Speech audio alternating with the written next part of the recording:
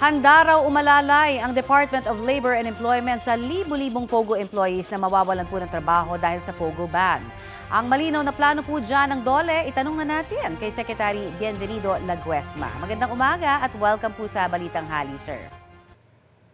Magandang umaga, Connie, at magandang umaga din po sa inyong mga televiewers at supporters. Opo, Secretary, para lamang ho maging mas malinaw po, kasi iba-iba ho ang lumalabas na figures kung ilan ho ba talaga yung mga POGO employees na maapektuhan po ng ban. May mga nagsasabi kasi 20,000, may iba 30, may iba 40. Ano ho ba talaga ang nasa inyo pong figures? Connie, actually, yan nga ang dahilan kung bakit nagkaroon kami ng pagpupulong initially ng PAGCOR kahapon ni Chairman Altenco kasi gusto namin na ma-reconcile yung mga numbers na nakukuha at pinapahayag dun sa mga nagtatanong ano ba talaga.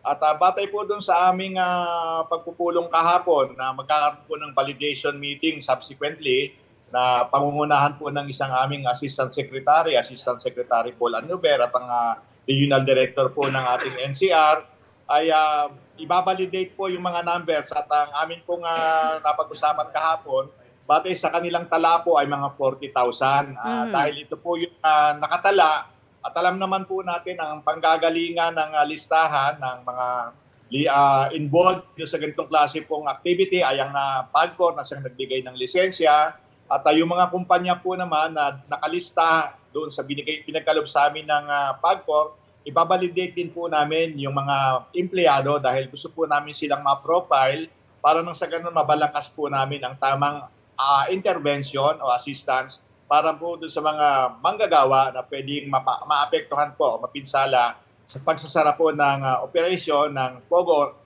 ng dating POGO na IGL po ngayon yung mga lisensya nila. Alright, just to clarify din ho, Secretary, ito pong bibigyan natin ng assistance at ililipat po sa iba't ibang mga industry ay purely Filipino citizens lamang. Yes, yan po yung ating mandato sa Department of Labor and Employment at pagtutuunan po namin ng pansin yan, yung mga directly employed po. Subalit alam din natin naman, Connie, na meron ding mga indirectly employed, yung mga kumbaga sa related na mga trabaho na pwede pong maapektuhan kung magsara na po ng tuluyan itong mga IGLs. Okay, may mga industriya na ho ba kayong tinitignan na paglilipatan po sa mga POGO workers natin? May mga kausap na ho ba kayong mga kumpanya para sa kanila? Mayroon na initially, Connie, especially dun sa IT, business process management sector kasi doon po sa initial na resulta ng profiling ng ating pong National Capital Region, nakita po doon na malaking bahagi po doon ay mga encoders. So, ibig sabihin may kaalaman po sila sa teknolohiya.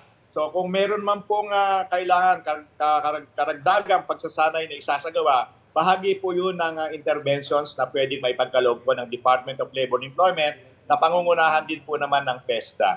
Marami pong salamat sa inyong oras na ibinigay sa Balitang Hali, Secretary. Maraming salamat, Connie, at mabuhay po ang inyong programa. Salamat po. Ayan po naman si Labor Secretary Bienvenido Laguesma.